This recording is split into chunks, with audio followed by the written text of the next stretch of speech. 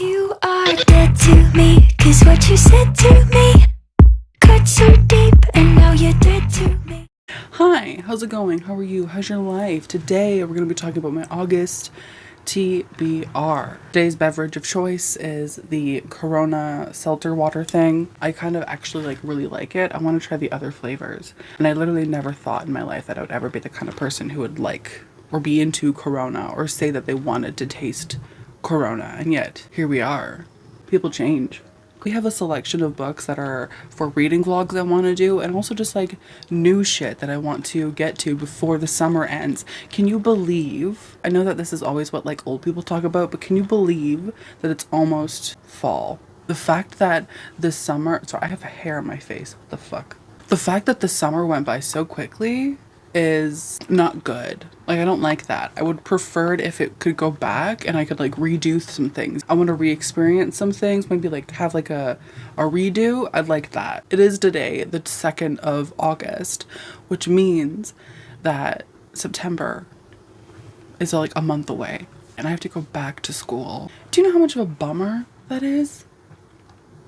I'm trying to think of if there's anything new with me, but I don't really think there is. I think everything's basically the same.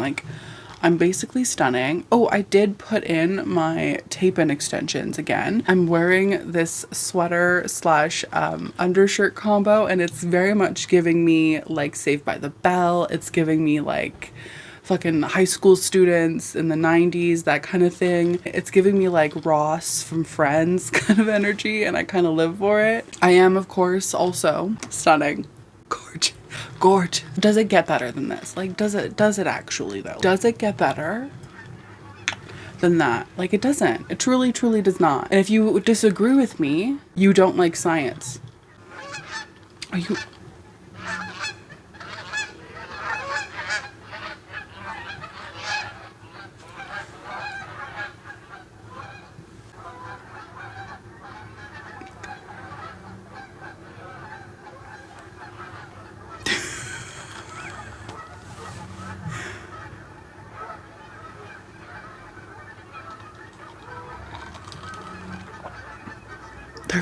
They're so loud.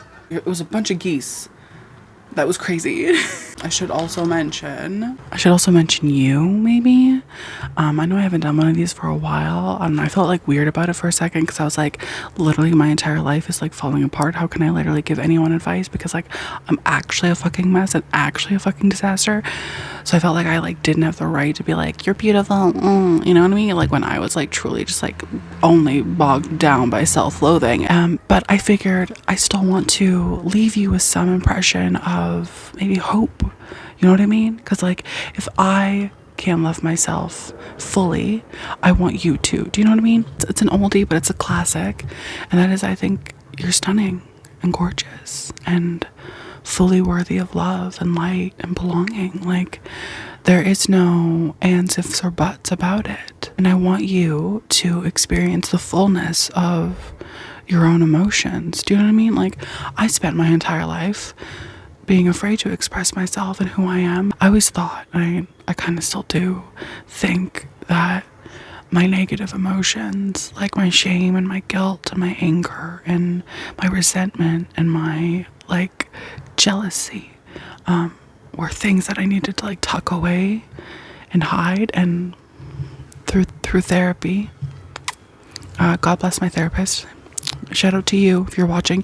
She's not watching, but anyway, when you numb those types of things or you don't express them, they of course become corrosive. Of course, it's literally all you ever hear as a kid is don't bottle up your emotions.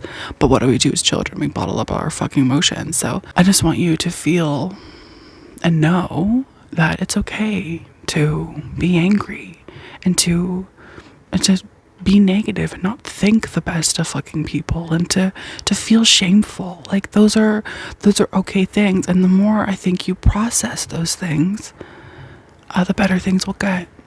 I think of it, and I have been thinking of it a lot as sort of sucking the poison out of my body. Do you know what I mean? Because in a lot of situations I would feel all these big uncomfortable emotions like anger or shame, And I wouldn't talk about it. I wouldn't say anything to anyone. I would just pretend like I was fine, even though like literally everyone knows that I'm not fine. I do not have a poker face, but whatever.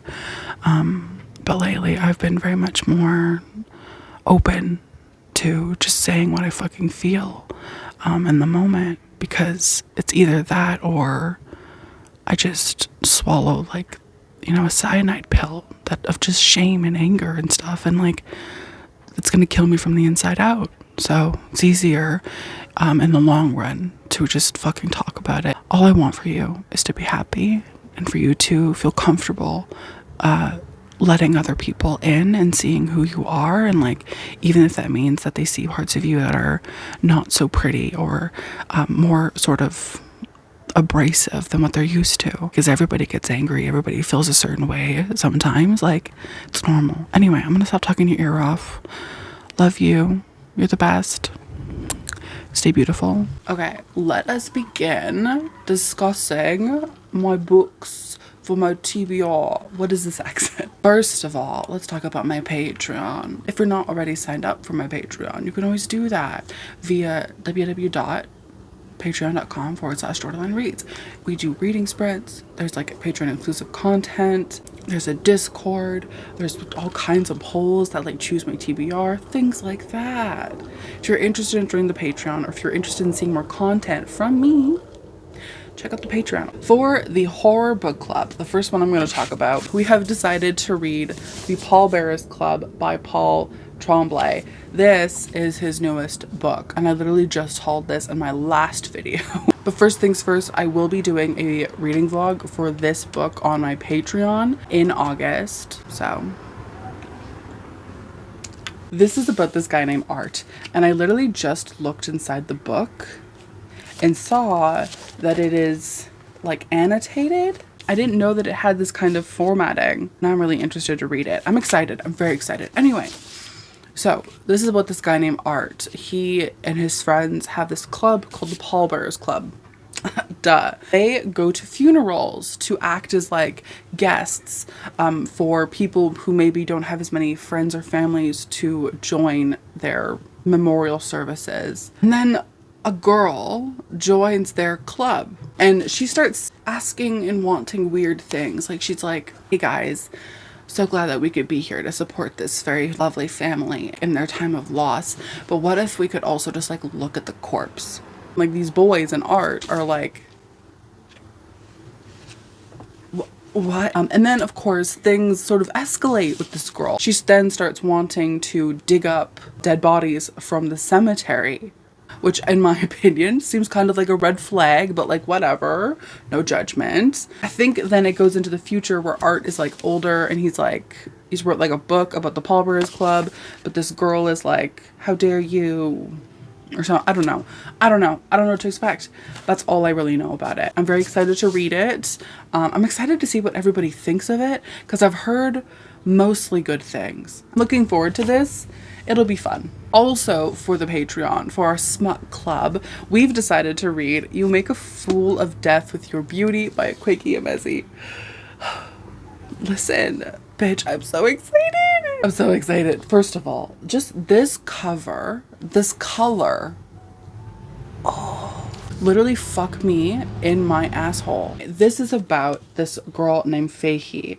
She is kind of done with love. Like she doesn't really like love. She's not really interested in love. How many times can I say love? Until she meets this guy, and this guy is like perfect. He's like hot. He's like rich. He has like a boat. He's like the perfect guy or whatever. And so she and this dude start dating, and you know, things could not be going better. Except Fahey starts to then have a feeling, a connection, a longing for this man's father. Listen, I'm so into it. I have not read a single word from this, and I already ship her with the dad. I don't know what that says about me, but I'm very excited. I'm very excited. I think we're going to finish this book in August, but that is A Court of Silver Flames by Sarah Jamal Moss. I'm not looking forward to this, to be honest. I feel like burnt out almost by Sarah Jamal. Like I am done with her. Like she has spent so much time in my mind in my brain, you know what I mean? Like, and it's too much. I just need like a break, I feel, from her, from these books. Like, so I am glad that we're going to be taking an extra month to read this, because it's a big old boy. It's a big chunker. It's a big man.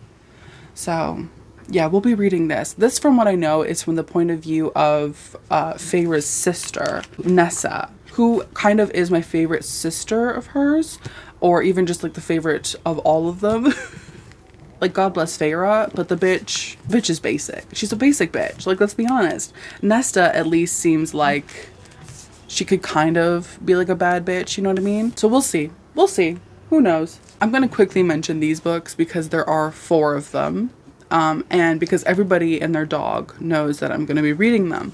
And that is all of Riley Sager's books. These ones, and then also Final Girls, which I'm currently reading, which is downstairs, and I'm too lazy to go up and get it. So we have, of course, Final Girls, which is about like a girl who's like a final girl, and then her friend dies who is also a final girl, and then like her and this other final girl have to like figure out the murder mystery thing.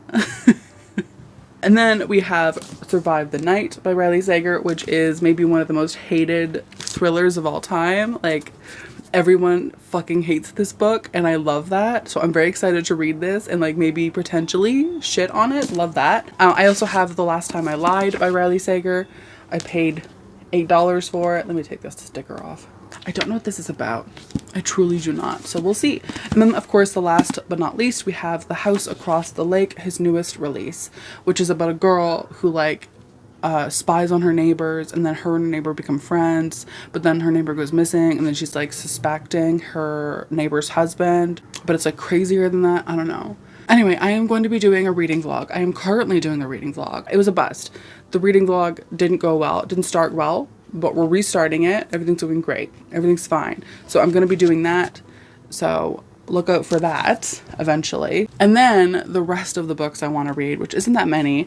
The first one is one that I actually also want to do a reading vlog for, and that is The It Girl by Ruth Ware. Now, from what I know, from what people have told me, this is similar to In My Dreams I Hold a Knife. And if you recall, I hated that book so much. I hated it. It was bad. It was not good. It was really disappointing. When I pre-ordered this book, I didn't know exactly like the premise of it. And then when I started hearing things about it, I was like, ugh. But then I was also kind of like, how much fun would it be though to create content of me like maybe potentially hating the book, maybe even loving it, because I do love some of her books. I just read the description and it literally sounds exactly like In My Dreams. It's about this girl named April who meets this girl named Hannah. April is like the it girl, okay? April is that bitch. April has all the friends. She's beautiful. She's got style. She's got fucking money. Everyone loves April, okay? And so she pulls Hannah into her little orbit, into her like a little friend group. And then by the end of the term, April is dead. And then we go into the future where Hannah is married to one of the boys, and the dude who went to prison for April's murder is like now dead because he died in prison. But now things are like not as simple. Like they're like, maybe it wasn't that guy who killed April. It's literally In My Dreams I Hold a Knife. So we'll see about this. Literally keep forgetting to haul this book, and I am going to haul it eventually, but I wanted to read it because it's like, it looks like a lot of fun, and that is Never Coming Home by Kate Williams. Have I hauled this? Either way, this is about a bunch of influencers who go to this island, and they're told like, guess what? You're going to be like going to this super exclusive island, and everyone's gonna like love it, and you know, you're gonna get free stuff, and you can like share it to your social media, and like you'll get so many more followers, blah blah blah blah blah. But actually what it is that they're going to this island to be killed off one by one. That sounds so fun. Now I don't know if this is like a YA novel. It kind of looks like it is, but I hope that it's actually like maybe gory. Like it's not like a hide situation where it's like, check out this slasher, that's crazy, and literally there's like no slashing. I hope it is actually crazy, because the premise sounds really, really good. I want to see people get murdered on a beach, you know? Like, that's personally like my kink. And then, of course, who would ever be surprised by this? Like, everyone wants to read this, and I kind of also want to do a reading vlog for this book. And that is Mary by Nat Cassidy. I've talked about this book so many times. I've said the premise 1,000 times. So if you don't know, maybe just like Google it, because I don't want to say it again. But the cover is absolutely stunning. It's also kind of like a chunky book. It's almost 400 pages. I want an awakening of terror. That's what I want. So you better not let me down, Mr. Cassidy. Thanks. I haven't hauled this either because I literally just got it in the mail. But I want to talk about it. I want to add it to my TBR because I am excited to read it. But I've also just on like Instagram saw that like 2 people didn't like it. And that is Just Like Home by Sarah Gailey. Listen, why am I buying books that like everybody hates? Like, I hate that when you like buy a new release and you're like, yes, work. And then like literally like the next day you hear somebody be like, this is the worst book that's ever been written. And it's like, damn it. Like, you couldn't have told me that the day before. I can't accept that it would be bad because it sounds so good. This is about this girl named Vera, and Vera's mom is like, come home, Vera, come home. And Vera, even though she like literally cut that bitch off, is like, yes, I will come home, which is a bit suspicious, but like whatever. Vera goes home and she is reminded of, you know, all of the killings that happened at that house because her father was the serial killer and he like buried bodies and shit in their house. And so she goes back and all she can think about is just like all of the fucking people who like died in their house. Not only that, but Vera's mom has invited this like artist guy to live in their guest house, and he's like, you know, dissecting her childhood and like creating art out of it. And she's like really suspicious of him too because she keeps finding like notes in her father's handwriting. And so she's like, are you fucking doing this? And he's like, absolutely not. I am not doing it. And she's like, I don't know if I believe you, but like whatever. So, are there secrets yet undiscovered in the foundations of the notorious Crowder house? Vera must face them and find out for herself just how deep the rot goes. Listen, the cover alone, stunning. The premise, stunning. What could go wrong? I'm so nervous now. I want to love you. Okay, please let me love you. Last but not least, another book that I haven't hauled, and I did this every fucking month. Literally, I'll haul a bunch of books, and then I won't talk about any of them. I'll just talk about the books that I haven't hauled. This is Into the Sublime by Kate A. Borman. This cover just, like, fuck me in my asshole. Stunning. Gorgeous. Beautiful. She's taking the piss, she is. On the back of the book, it says, when the cops arrive, only a few things are clear. 4 girls entered a dangerous cave. 3 of them came out alive. 2 of them were rushed to the hospital, and 1 of them is soaked in the blood and ready to talk. I am so into this. I want this to be everything. I want it to live up to this fucking cover. Like, if it does not, I will riot. Like, I will send a letter to Kate A. Borman. I don't know who she is, but I will send her a fucking letter just being like, how dare you be so ungracious. I will literally read her to filth. I'll be like, doth hath maketh a fool of yourself. What the fuck am I talking about? I need this to be good. I need it to be good. I want so badly for so many YA horror novels to just punch me in the face with their greatness, and so few do. And that's not like shady. I'm not trying to be shady. It's just my experience. So I'm please. Okay, that is all. Those are the books I want to read for August. Let me know in the comments down below if you've read any of these books, what you thought of them, if you think I should not read any of them. If you've read Just Like Home, please let me know, please, so I can like maybe gauge my reaction, you know what I mean? Or maybe don't, I don't know, because I also kind of like going into things blind. Anyway, thank you so much for watching this video. Don't forget to hit subscribe because we talk about spooky shit, we talk about creepy shit, we talk about, I don't know, going into the Sublime and shit. Thank you so much for watching. I hope you have a wonderful day, and I will see you in my next one. Bye!